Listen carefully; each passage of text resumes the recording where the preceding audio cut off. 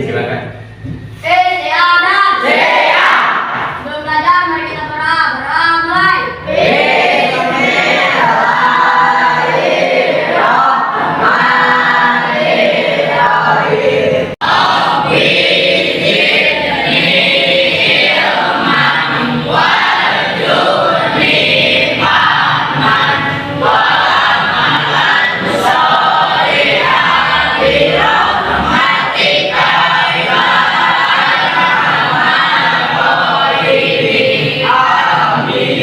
Beri salam.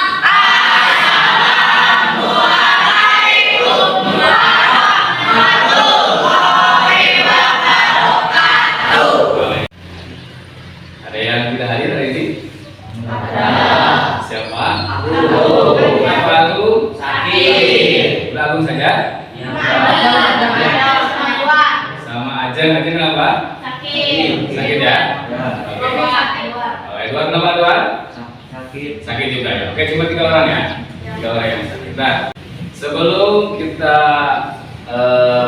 beranjak kepada materi yang akan kita bahas, Bapak akan menyampaikan dulu tujuan pembelajaran tentang Al-Quran dan Al-Hadis surat An-Nisa ayat 64 dan ayat 59 dan surat An-Nahl ayat 64. Tujuan pembelajarannya adalah kalian dapat membaca, menulis dan menghafal serta memahami kandungan ayat-ayat tersebut. Siap? Siap. Siap? Siap. Sudah siap? Silakan keluarkan alat tulisnya.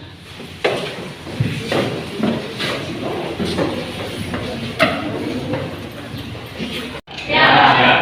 Nah, sekarang Bapak akan memperlihatkan sebuah video pembelajaran tentang surat An-Nisa ayat 59 dan surat An-Nahl ayat 64.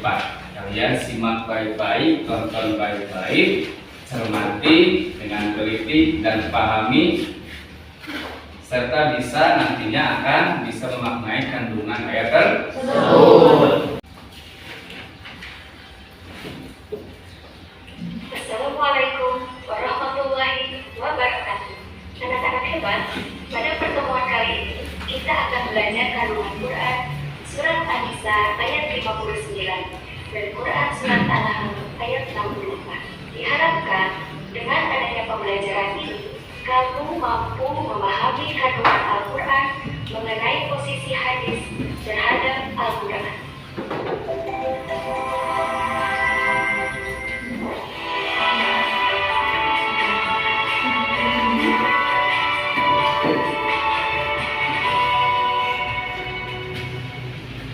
Al-Quran diturunkan untuk menjadi petunjuk, penjelas, dan pembeda antara kebenaran dan kebatilan. Al-Quran menjelaskan bagaimana manusia seharusnya hidup dan menjalani kehidupan di dunia dalam perjalanan mereka untuk mencapai ridho Allah sebagai hamba. Karena itu, Al-Quran turun dengan pesan dan ajaran yang bersifat universal atau umum karena berlaku sepanjang zaman dan lintas ras, budaya maupun wilayah. Disinilah fungsi hadis, yaitu untuk membumikan isi Al-Quran agar isinya mudah dipahami dan dilaksanakan dalam kehidupan sehari-hari. Coba perhatikan ayat dari Quran surat An-Nisa ayat 59 dan Quran surat An-Nahl ayat 64 ini. Kita baca terlebih dahulu ya. Ya ayyuhallazina amanu atiullaha wa atiur rasul wa ulil amri minkum fa in tanaza'tum fi shay'in farudduhu ila Allahi wa rasulihi in kuntum tu'minuna billahi wal yawmil akhir dzalika khairu wa ahsanu ta'wilan.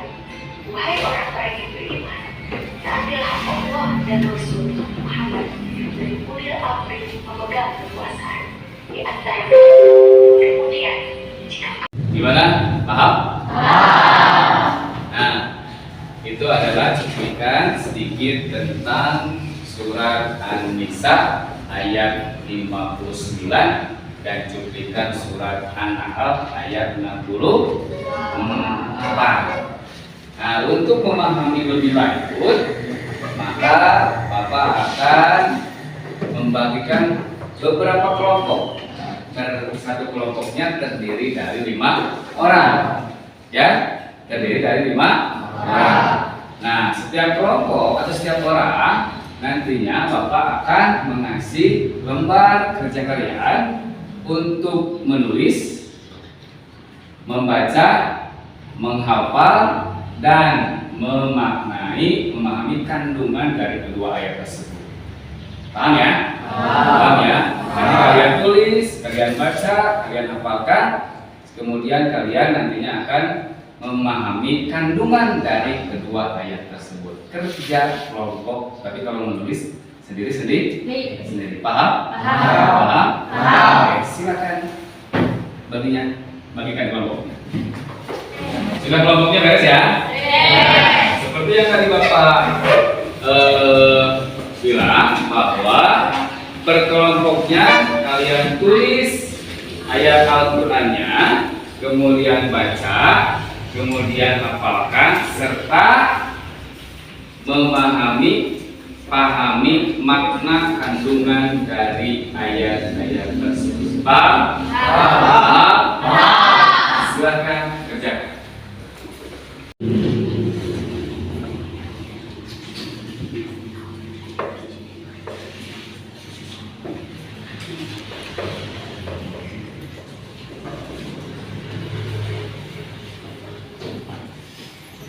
Selesai? Ya, kalau sudah selesai, Bapak minta dari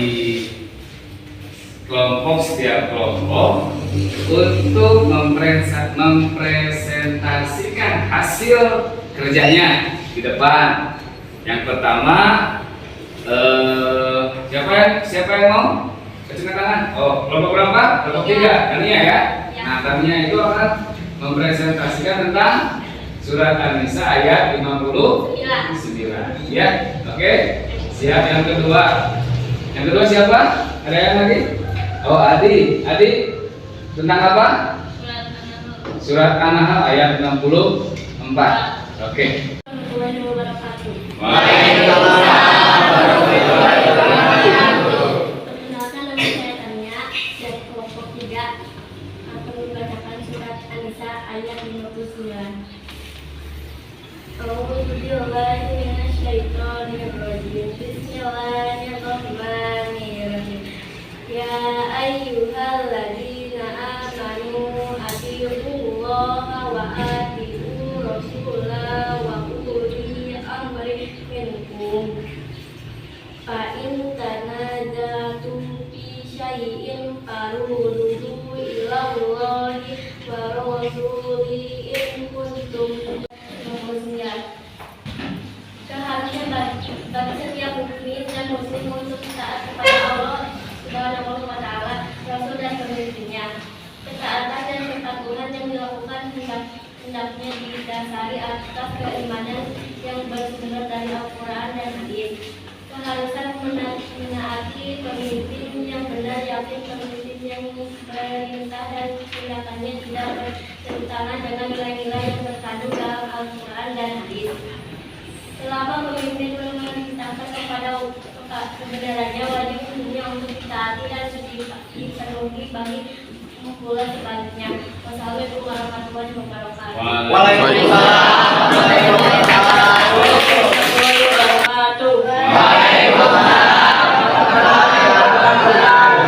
Perkenalkan, nama saya Ali Maulana dari kelompok 1 akan membaca ayat surat An-Nahl ayat 64.